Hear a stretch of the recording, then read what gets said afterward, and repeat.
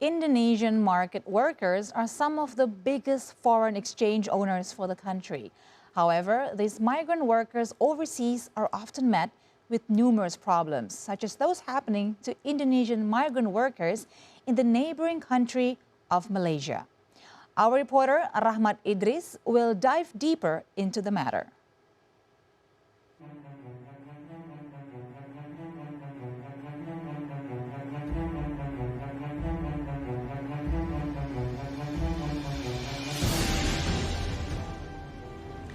With over 1 million Indonesians reside here in Malaysia and presumably over 1 million others with illegal entries into this country, problems upon problems continue to plague the existence of Indonesian migrant workers here in Malaysia.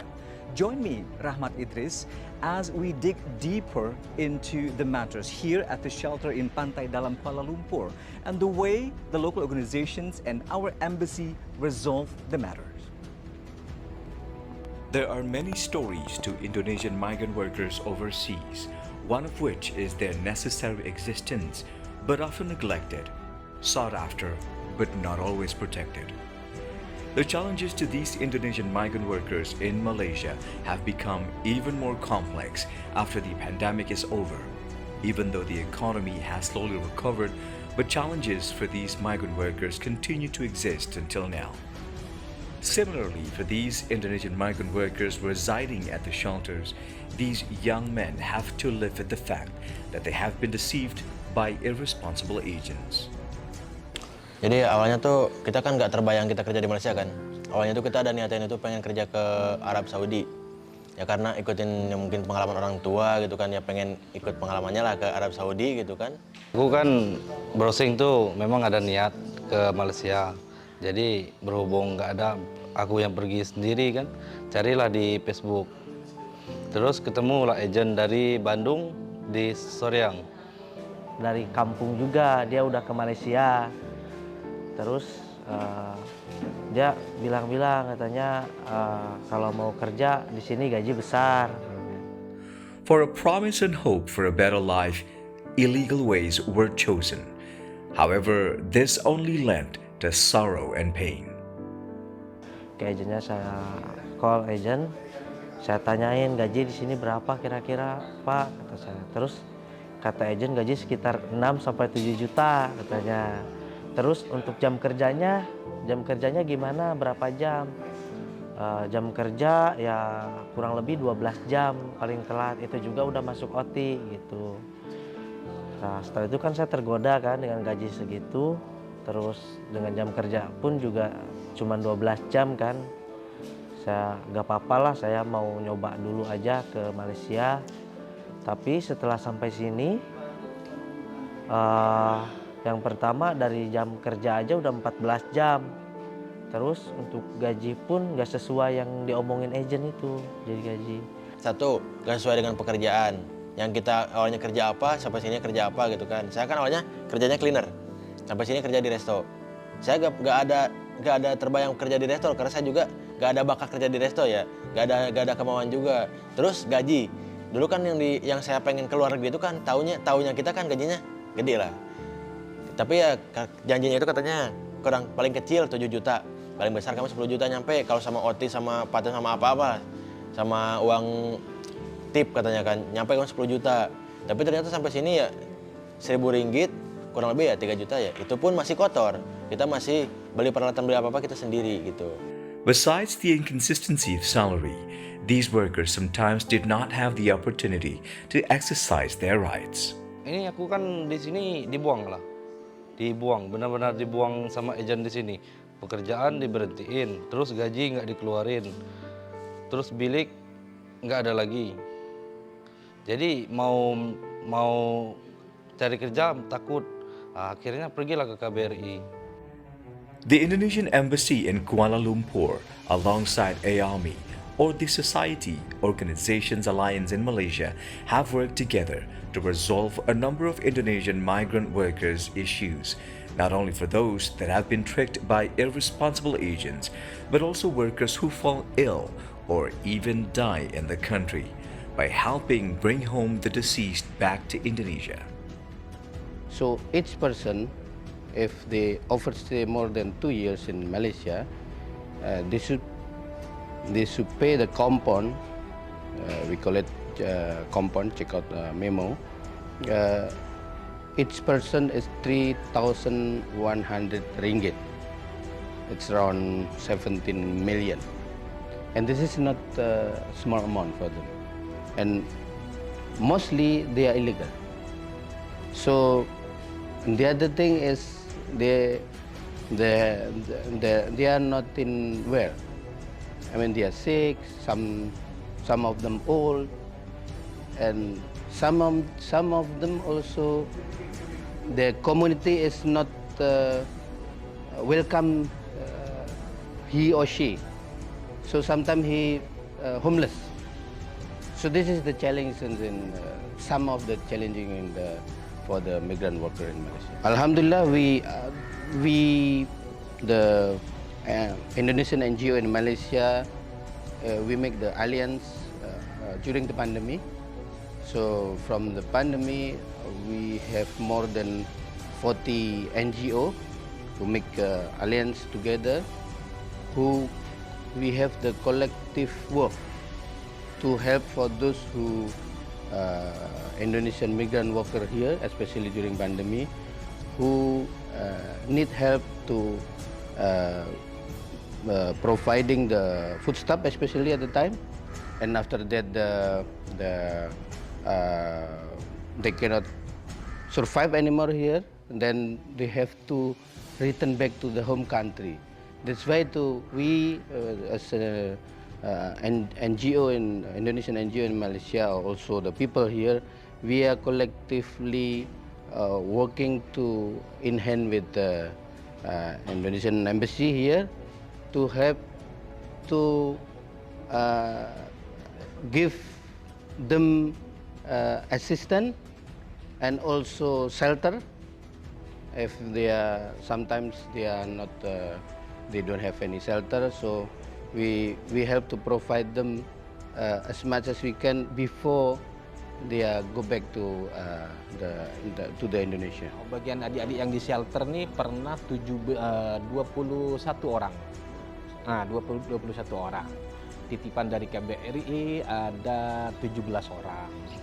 Maksimal bisa menginap di sini berapa orang?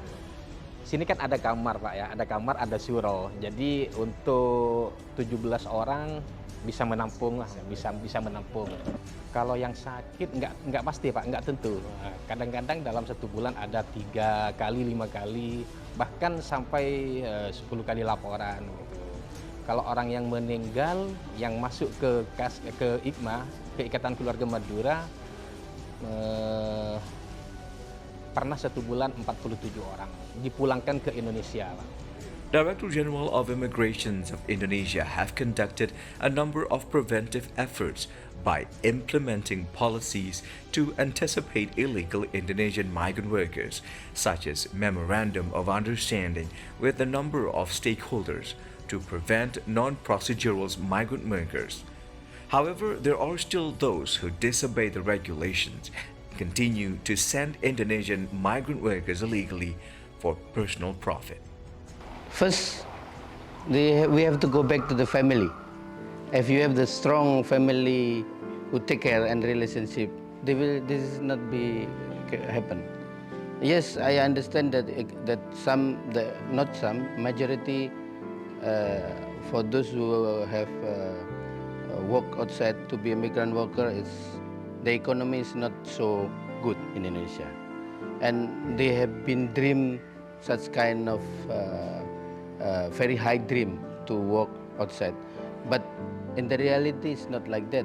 Sometimes they cheating by the agents in Indonesia, and they sell to other agency, like what happened now. There is many scammers. So first, family, we have to take care. Secondly, don't trust any online scams or whatever who give you a dream like what I said before. Harapannya saya bisa cepat dipulangkan ke Indonesia, karena saya juga ibaratnya keluarga di rumah pun sudah menunggu saya gitu kan. Namanya kita jauh dari keluarga, ditambah kita juga di sini bermasalah, jadi kan dari pihak keluarga pun khawatir gitu. Nah, pesan saya kan kalau misalnya ada kawan-kawan mau ke sini, cari yang agent benar-benar yang resmi.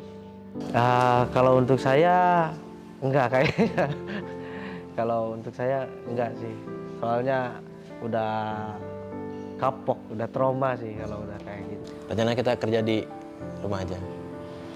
Kemungkinan kalau misalkan kita niat pun merantau pun di Indonesia aja gitu.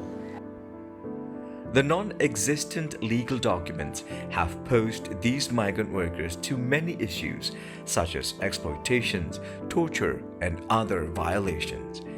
Indonesian Embassy in Malaysia is currently making its best efforts to handle thousands of cases happening to these Indonesian migrant workers who have no documents whatsoever. Yeah, the problem is there are push factors from Indonesia, and there are also pull factor in Malaysia. The pull factors in Malaysia because before COVID especially, Malaysia was facing labor shortage. And also what I understand and what I see here, there are Malaysians who prefer to hire undocumented workers because they are cheaper, less responsibility, and if anything happen with them, they don't have to settle their problem, they don't have insurance, and so on. Yeah. So this is create another problem when they arrive already here in Malaysia. But on the other side, I believe there are also individuals who are seeking money by sending workers illegally. And I can see from a daily experience that in many cases, even individuals within the government also facilitating, so-called facilitating their travel to foreign countries, including to Malaysia, to work as undocumented worker. And we do need a tougher measure to address these chronic issues in Malaysia.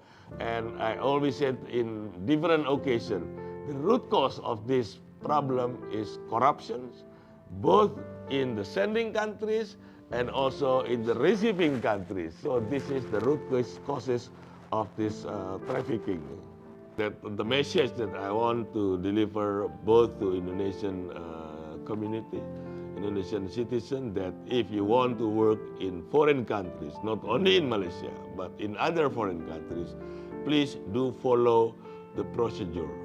Don't work illegally in any other foreign country because this is very vulnerable. This is very dangerous. There are thousands of victims of trafficking. There are thousands of victims of exploitation. So please obey the law, and follow the regulation. But for Indonesian enforcement agency and also relevant ministries and agency, that this problem need to be stopped permanently. We have to take a tough measure to those involved in trafficking and smuggling, because if we don't do this, there are more and more Indonesians become a victim of exploitation, become victims of torture. And this is, I think, will tarnish the dignity of Indonesian in other countries. I think this is the message that I want to deliver to all Indonesian citizens as well as to Indonesian relevant agency who are responsible of handling migrant workers in Indonesia. The implementation of sanctions to agents who facilitate Indonesian migrant workers to work illegally into the countries must be fully realized and go through a tight oversight. We need to strengthen all stages of the process and elevate the role of the original government, be it the province, the regency, or the municipality level. Upholding the law at this point is absolutely paramount to the effort in reducing the number of illegal entries into Malaysia by our immigrant workers.